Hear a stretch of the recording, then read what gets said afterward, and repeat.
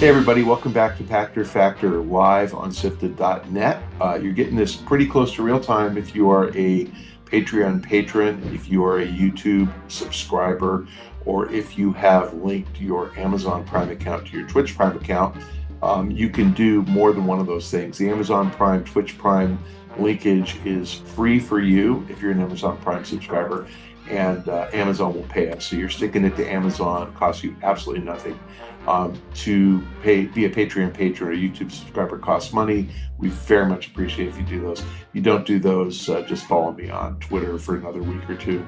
I'm also on Blue Sky at Michael Pachter.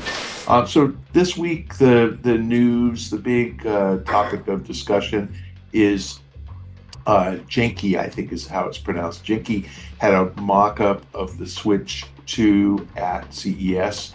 And initially they said that it was legit, that they had seen it, that they had not signed an NDA. Then apparently Nintendo lawyers visited them and said, take it down. And Genki then said, no, we hadn't seen it, and we're just basing our mock-up on all the things that leaked on the internet. So what to believe? Truthfully, I think all the stuff that's leaked on the internet is legit. I think Genki has either seen it or is very confident in the stuff that's leaked that it's real. I believe them that they didn't sign an NDA, but let's be real. If the mock-up was completely wrong and off schedule, then isn't it likely that Nintendo would not have hassled them? So why would Nintendo hassle them if what they were showing was completely wrong? Now the real trick is the mock-up looked just like a Switch, not significantly larger, but pretty similar, and they said that there was a way to convert the Joy-Cons into a mouse. I think, again, none of this is particularly surprising. Realistically, we're going to get an announcement before the end of the fiscal year. I'd say we get it at GDC, so probably that week of February 15th, 20th.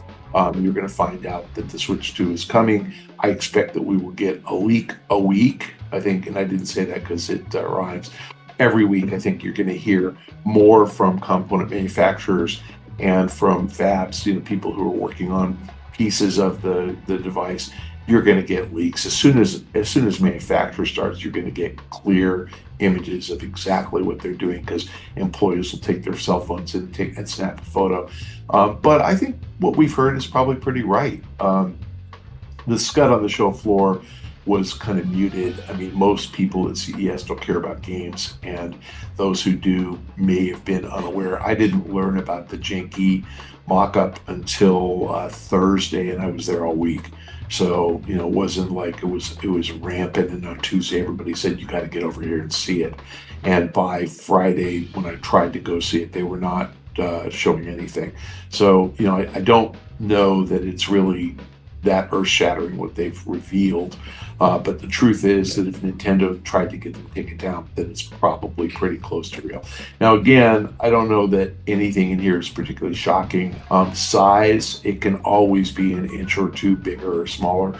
More likely than not, it's going to be bigger than the current Switch, and again, not a surprise.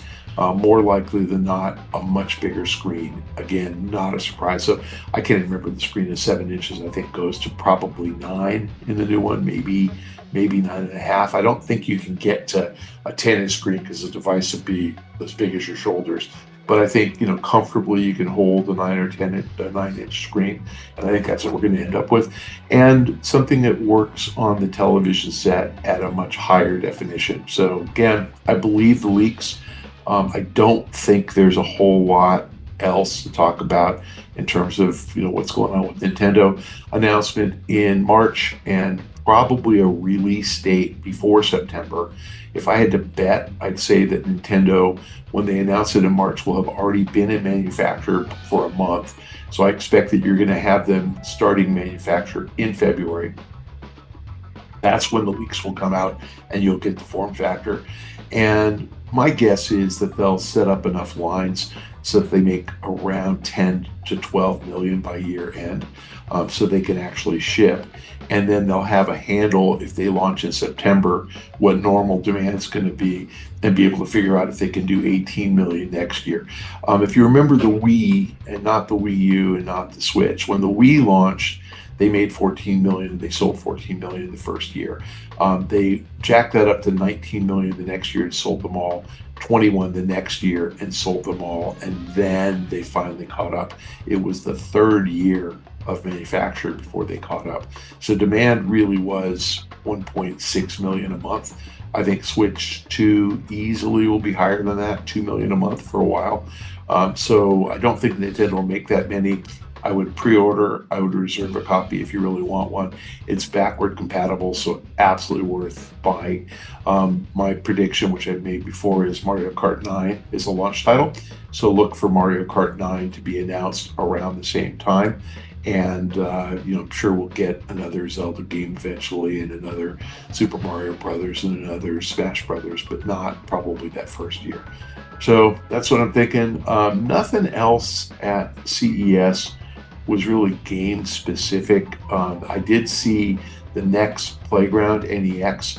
I think it's worth checking that thing out. It is essentially Kinect meets the Wii, and if you guys remember Kinect, it was supposed to have motion capture, and you could actually play on screen, and it just wasn't very good.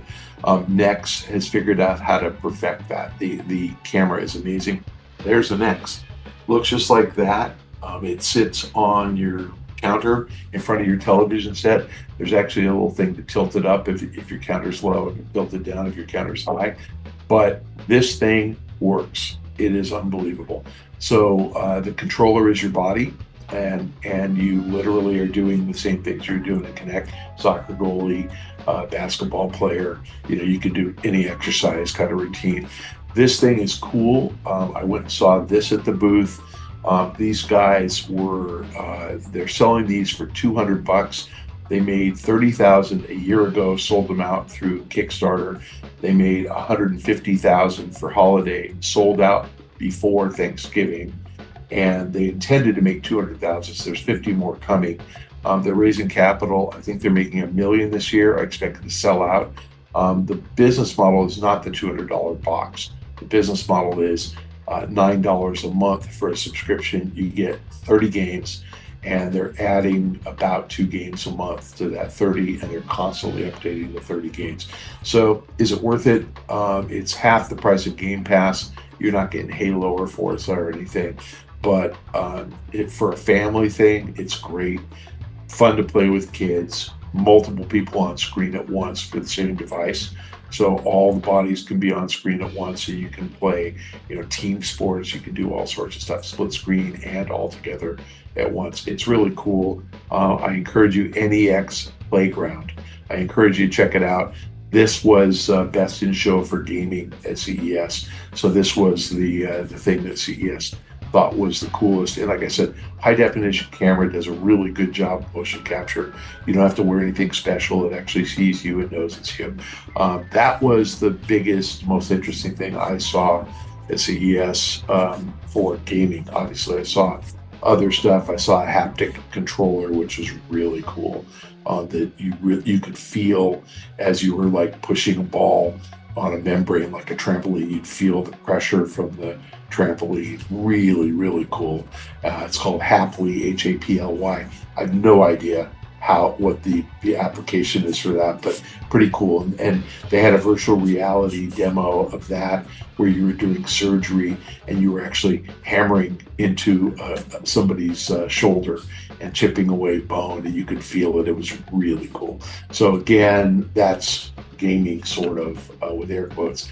But other than that, everything else I saw was just more kind of AI, internet device, like cool stuff, but nothing gaming. That's my wrap on CES. I am hopeful everybody had a very great and happy and prosperous New Year. I am sorry to my local friends. This fire in LA is kind of a pain, and it's been terrible for thousands of people who've lost their homes. It is not yet in control, so hearts out to them. And we're going to continue to hope that we can kind of overcome these disasters and pull together. It looks like we are doing so.